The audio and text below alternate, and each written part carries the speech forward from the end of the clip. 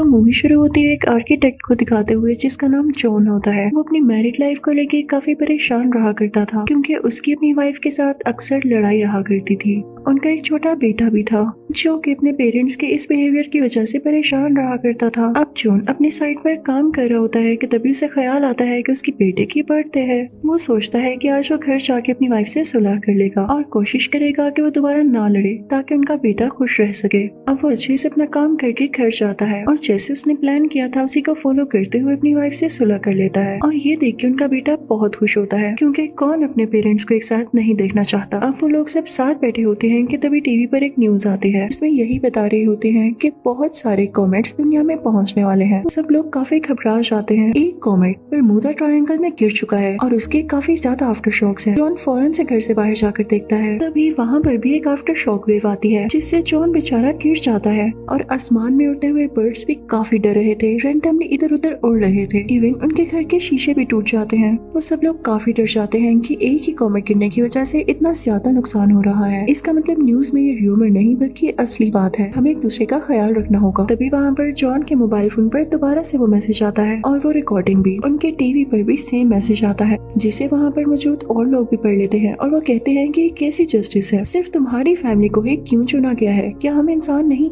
वो सब लोग जॉन को मीन कहते हुए उसके घर से निकल जाते हैं। अब जॉन और उसकी फैमिली पैकिंग करने लगती है। जॉन के बेटे को डायबिटीज होती है तो वो लोग उसकी इंसुलिन भी रखते हैं और फिर अपनी गाड़ी लेकर अपने घर से निकलने लगते हैं। तभी उनके सामने एक औरत आती है जो कि उनकी नेबर होती है और वो अपनी बेटी को उठाकर उनसे रिक्वेस्ट करती है कि प्लीज इसको भी अपने साथ ले जाओ। मैं नहीं चाहती कि ये यहाँ हमारे साथ मर जाए। लेकिन वो लोग ऐसे किसी को नहीं लेकर जा सकते थे क्योंकि उनको अपने साथ किसी को लाना अलाउ ही नहीं था। और ये ज्यादा बुरी बात होती अगर वो बच्ची वहाँ जाकर वहीं रह जाती। अब खैर ये लोग जैसे तैसे करके आर्मी बेस तक पहुँच जाते हैं जहाँ से इन लोगों ने आगे शेल्टर के लिए निकलना था। वहाँ पर काफी प्लेन्स खड़े हुए थे जिसके थ्रू ये लोग जाने वाले थे। अब ये लोग भी बाकी सारे लोगों के साथ खड़े हो जाते हैं। लेकिन तभी जॉन को याद आता है कि मेरे बेटे की इंसुलिन तो गाड़ी में ही रह गई है। वो अपनी वाइफ से कहते हैं कि तुम प्लेन में जाकर बैठो, मैं इंसुलिन लेकर आता हूँ। लेकिन कई ज्यादा टाइम गुजर जाता है और जॉन वहाँ पर वापस नहीं आता। तो जॉन की वाइफ परेशान होकर सिक्योरिटी से कहने लगती है कि मेरे हस्बैंड मेरे बेटे की मेडिसिन लेने गए थे लेकिन अभी तक वो यहाँ नहीं आए,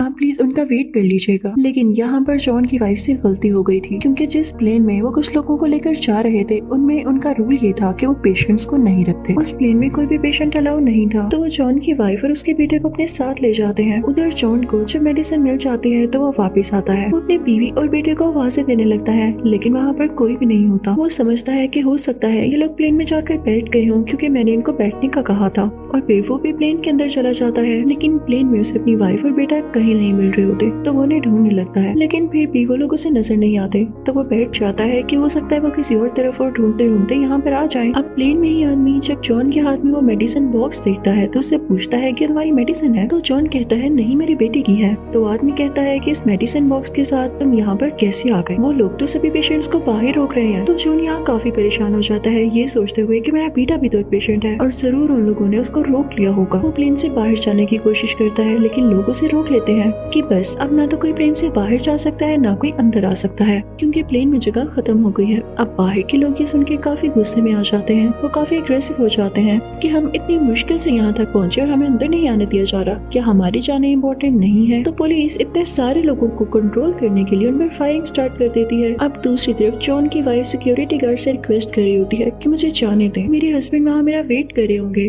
वो बहुत बड़े आर्किटेक्ट है, उन्होंने गवर्नमेंट की तरफ से खुद मैसेज आया था। लेकिन उस तरफ पुलिस की फायरिंग की वजह से फ्यूल लीक होने लगता है। वहाँ पर आग लग जाती है। वहाँ पर बहुत बड़ा एक्सप्लोजन होता है जिसमें कई लोग मारे जाते हैं। जॉन की वाइफ काफी परेशान हो जाती है कि कहीं इस ब्लास्ट में जॉन को ना कुछ हो गया हो। वो जॉन को ढूंढने लगती है लेकिन उसे जॉन कहीं पर भी नजर नहीं आता। तो उसे एक आइडिया आता है। वो एक चिट पर लिखती है कि जॉन मैं अपने पेरेंट्स के घर जा रही हूँ, मुझे वहीं पर मिलना, तुम्हारी बीवी। और ये लिखकर वो अपनी गाड़ी के शीशे के साथ पेस्ट कर देती है ताकि अगर जॉन को हम लोग ना मिले तो वो एटलीस्ट अपनी गाड़ी के पास आकर ये नोट पढ़ ले। और फिर उसके बाद जॉन की वाइफ वहाँ से जाने लगती है। इधर जॉन भी अपनी वाइफ और बेटे को ढूंढ रहा होता है तो उससे भी वो लोग कहीं नहीं दिख रहे होते। और जब अपनी गाड़ी के पास आता है कि कहीं एक गाड़ी में न बैठ गए हों तो उसे गाड़ी पर वो नोट मिलता है। तो उसे पढ़ के उसे काफी अच्छा फील होता है कि शुक्र है मेरी बीवी और बेटा ठीक है। उधर हम जॉन की वाइफ और बेटे को देखते हैं जो कि एक स्टोर की तरफ जा रहे होते हैं। और जैसे वो स्टोर में एंटर होते हैं तो वहाँ पर कुछ एग्रेसिव लोग उन पर फायरिंग करने लगते हैं लेकिन वो दोनों अपनी जान बचाकर वहाँ से बाहर निकल आते हैं। बाहर निकलते उन्हें कार नजर आती है तो जॉन की वाइफ उस कार में बैठे आदमी से कहती है कि हम दोनों को अंदर आने दें, हमें एक एड्रेस तक पहुंचा दें। तो वो आदमी उनको कार के अंदर बिठा लेता है। अब उन दोनों में बातें होने लगती हैं। तो जॉन की वाइफ उसको बता देती है कि हम लोगों ने प्लेन में जाना था और शेल्टर की तरफ, लेकिन वो लोग इतने बुरे हैं कि उन लोगों ने मेरे बेटे को नहीं आने दिया क्योंकि इसे डायबिटीज थी। वो उसे सारी स्टोरी बताती है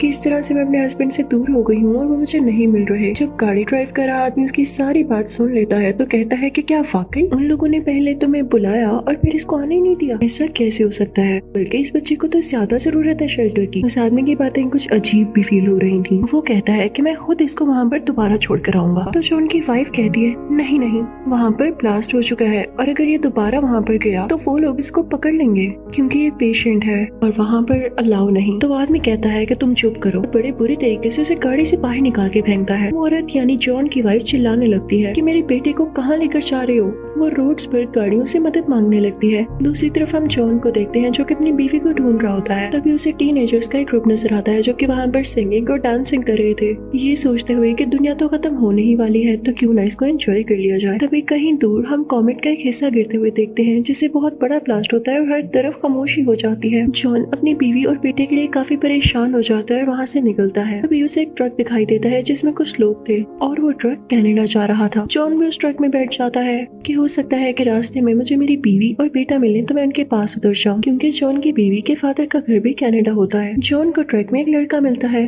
जो कि उससे कहता है कि क्या तुम जानते हो हमारे गवर्नमेंट ने कुछ खास लोगों को क्यों चुना है? उसके पीछे एक रीजन है। मेरी मदर डॉक्टर है और उन्होंने ही मुझे ये बताया है, क्योंकि तुम भी जानते हो कॉमेट्स गिरने के बाद दुनिया तबाह हो जाएगी, सारी बिल्डिंग्स तबाह हो जाएंगी और जाहिर है जब सब कुछ नॉर्मल होना शुरू होगा तो बिल्डिंग्स दोबारा बनाने की जरूरत होगी और तुम जैसा कि तुमने बताया एक आर्किटेक्ट हो, गवर्नमेंट को तुम्हारी जरूरत होगी। वो सब अपने मतलब के लिए ही लेकर जा रहे हैं तुम्हें और मेरी मदर जैसे कई डॉक्टर्स को, ताकि अगर कोई बीमारी फैलती है तो उसे क्योर किया जा सके। वो उसे बताता है कि हम यहाँ कनाडा पहुँचेंगे तो आज रात यहाँ से आखिरी फ्लाइट जाएगी ग्रीनलैंड तक और ग्रीनलैंड पर ही वो शेल्टर हाउस है। हम लोग चुपके से वहाँ जाएंगे। बल्कि तुम अपना बताओ, तुम भी तो सिलेक्टेड हो तो तुम तो वैसे ही जा सकते हो। तो जॉन उसे बताता है कि हाँ मैं सिलेक्टेड था, लेकिन जो जो रीजंस आए और मैं प्लेन से बाहर आया वो सब उस लड़के को बताता है और साथ ये भी कि मेरी बीवी और बेटा खो चुके हैं, मुझे पहले उनको ढूंढना है। लेकिन वहाँ पे कुछ लोग उसे पकड़ लेते हैं और कहते हैं कि फौरन हमारे साथ चलो क्योंकि तुम्हें गवर्नमेंट ने सिलेक्ट किया है। अगर जॉन की बीवी और बेटा ना भी जाते तो उनको कोई फर्क नहीं पड़ना था, लेकिन फर्क उनको पड़ रहा था जॉन से, क्योंकि वो एक आर्किटेक्ट था।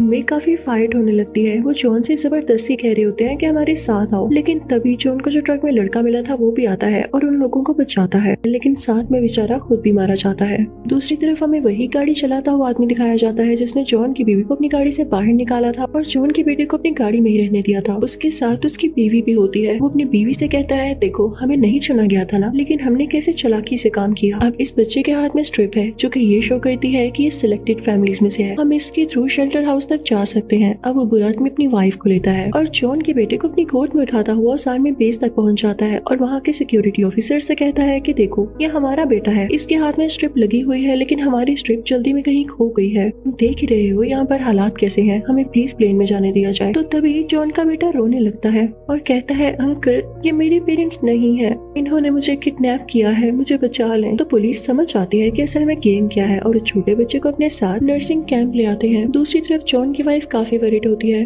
लेकिन लकीली उसे कोई लिफ्ट दे देता है तो वो भी यहाँ आर्मी बेस आ जाती है। सब लोगों से पूछने लगती है कि क्या आपने छोटे से बच्चे को देखा? वो अपने बेटे की निशानियां बता रही होती है। तभी एक सिक्योरिटी ऑफिसर उसे नर्सिंग कैंप पे ले आता है। जैसे ही वो लोग नर्सिंग कैंप पहुँचते हैं तो वहाँ पर एक डॉक्टर उसे बताता है कि आपके बेटे को हमने इंसुलिन लगा दिया है, परेशान मत हो, ये यहाँ सेफ है। तो जॉन की वाइफ अपने बेटे को गले से लगा लेती है। वहाँ जॉन की वाइफ एक नर्स से रिक्वेस्ट करती है कि क्या आप मुझे मेरे फादर के घर पहुँचा देंगे? वो उसे सारा एड्रेस बताती है तो नर्स कहती है कि ओके आप फिक्र नहीं करें, वहाँ के लिए एक बस निकलती है, मैं आपको वहाँ पर बिठा दूंगी। तो जॉन की वाइफ काफी खुश हो जाती है और फाइनली उस बस के थ्रू वहाँ तक पहुँच जाते हैं। अब जॉन की वाइफ अपने फादर के घर से बहुत करीब होती है। दूसरी तरफ जॉन भी जैसे तैसे करता हुआ अपनी वाइफ के फादर के घर पहुँच जाता है। वो वहाँ पर जाकर उनसे पूछता है कि क्या मेरी बीवी यहाँ पर आ गई है? तो उसकी वाइफ के फादर कहते हैं कि नहीं बेटा, क्या उसने आना था यहाँ? वो सारे लोग काफी परेशान हो जाते हैं। जॉन उनसे कहता है कि अब परेशानी की बात पड़ने वाली है कि जल्द ही कॉमेट अर्थ से टकरा जाएगा, अगर वो यहाँ ना पहुँचे टाइम पर तो क्या होगा। तो जॉन की वाइफ के फादर उससे कहते हैं कि तुम चुप करो, इस सब तुम्हारी गलती है, मेरी बेटी और ग्रैंडसन की रिस्पॉन्सिबिलिटी तुम्हें दी थी मैंने, तुम उन्हें अपने साथ क्यों नहीं लाए हो? अब जॉन परेशान होकर बैठ जाता है और प्रे कर रहा होता है कि उसकी बीवी और उसका बेटा सेफ हो कि तभी उसको कॉल कॉल आती है जो कि उसकी वाइफ की होती है और वो कहती है कि हम घर के बहुत करीब हैं और जल्दी आ रहे हैं। तो जॉन कहता है कि मैं घर के बाहर आता हूँ, जल्दी से आ जाओ। और फाइनली जॉन अपनी बीवी और बेटे को देख लेता है। वो लोग गले लगते हैं और बहुत खुश होते हैं कि शुक्र है हम तीनों साथ हैं और किसी को कुछ नहीं हुआ। अब जॉन अपनी वाइफ से कहता है कि कॉमेट्स के कुछ पीसेस यहाँ गिरने वाले हैं, लेकिन ग्रीनलैंड में उन्होंने एक शेल्टर हाउस बनाया है, हमें फौरन वहाँ पर निकलना होगा।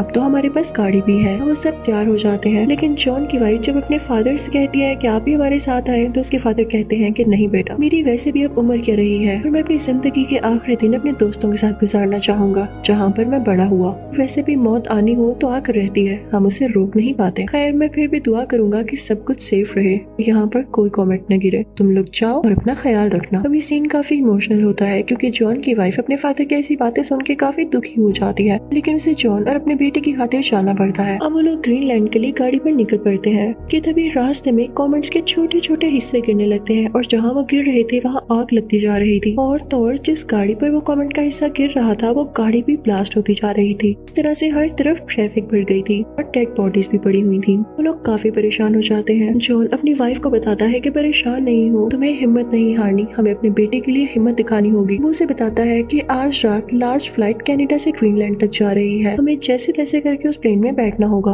अब वो लोग तेजी से अपनी गाड़ी चलाने लगते हैं, लेकिन काफी देर हो जाती है। कनाडा से निकलने वाला आखिरी प्लेन अब रनवे पर था, वो टेक ऑफ करने ही वाला था। तभी जॉन अपनी गाड़ी उस प्लेन के सामने ले आता है। तभी पायलट बाहर आता है और उससे बहस करने लगता है कि तुम पागल हो गए हो। तो जॉन इससे रिक्वेस्ट करता है कि प्लीज, मुझे बाकियों का नहीं पता, लेकिन हम यहाँ पर सर्वाइवर हैं, मैं आपसे रिक्वेस्ट करता हूँ मुझे अंदर आने दे, मेरा छोटा सा बेटा है और इवन हम तो सिलेक्टेड फैमिलीज में से एक थे। तो पायलट को उन पर तरस आ जाता है और वो उन्हें प्लेन के अंदर ले आता है। फाइनली उनका प्लेन ग्रीनलैंड तक पहुंच चुका था, लेकिन अभी तक लैंड नहीं हुआ था। कुछ ही दूरी पर कॉमेट का कुछ हिस्सा जमीन पर जाकर गिरता है, जिससे बहुत बड़ा ब्लास्ट होता है और इसकी इतनी ज्यादा शॉक वेव्स जनरेट होती हैं कि ऊपर प्लेन तक आती हैं। इसकी वजह से उनका प्लेन एक पहाड़ के साथ जाकर लगता है और क्रैश हो जाता है। वो सिर्फ आगे से डैमेज हुआ था और उसका सिस्टम रुक गया था। लक की बात यह है कि उसमें आग नहीं लगी थी, ना ही किसी पैसेंजर को कुछ हुआ। तभी ये सारे लोग हाथ हिलाने लगते हैं क्योंकि सामने आर्मी होती है और आर्मी इनको रेस्क्यू करने आ जाती है। आर्मी फौरन से इन लोगों को शेल्टर हाउस के अंदर ले जाती है, जो कि एक बहुत बड़े बंकर की तरह था। वो वक्त आ चुका था जब बहुत बड़ा कॉमेट इस दुनिया पर गिर चुका था। बाहर बहुत बड़ा ब्लास्ट होता है जिससे पूरी दुनिया हिलने लगती है, जैसे बहुत बड़ा अर्थक्वेक आया हो। बहुत जोरदार आवाज आती है और शेल्टर हाउस यानी उस बंकर के अंदर लोग भी काफी हिल जाते हैं और डरने लगते हैं। जॉन अपनी फैमिली को गले से लगा लेता है और यहाँ पर उसे सारे फ्लैशबैक आने लगते हैं और वो अपनी फैमिली से कहता है कि मैं तुम सबसे बहुत प्यार करता हूँ। लेकिन तब अचानक से खामोशी हो जाती है। बाहर की दुनिया पूरी तरह से तबाह हो चुकी थी, लेकिन अब कोई कॉमेट ऐसा नहीं बचा था जो कि गिरने वाला हो, क्योंकि आखिरी कॉमेट गिर चुका था और उसी ने काफी तबाही मचा दी थी। हर तरफ पॉइजनस गैसेस फैल जाती हैं, तो सब लोगों को बाहर नहीं आने दिया जाता, क्योंकि शेल्टर हाउस में कुछ खाना भी था और कुछ फैसिलिटीज भी थी, इसलिए कुछ महीने तक उन लोगों को अंदर ही रखा जाता है। लेकिन जैसे ही बाहर का एटमॉस्फेयर कुछ ठीक होने लगता है तो ये चैम्बर यानी शेल्टर हाउस का दरवाजा खोल दिया जाता है और जब ये लोग बाहर आते हैं तो देखते हैं कि पूरी दुनिया तबाह हो चुकी है। लेकिन बहुत ज्यादा शुक्र करते हैं कि हम तो बच गए। इनको न्यूज मिलती है कि दुनिया के छोटे छोटे कोनों में ये शेल्टर हाउसेस बनाए गए थे और इनकी तरह कुछ और लोग भी बाकी बचे हैं जो कि सब मिलकर एक नई दुनिया का स्टार्ट करेंगे। और इसी के साथ ये मूवी यही एंड हो जाती है। Thank you for watching.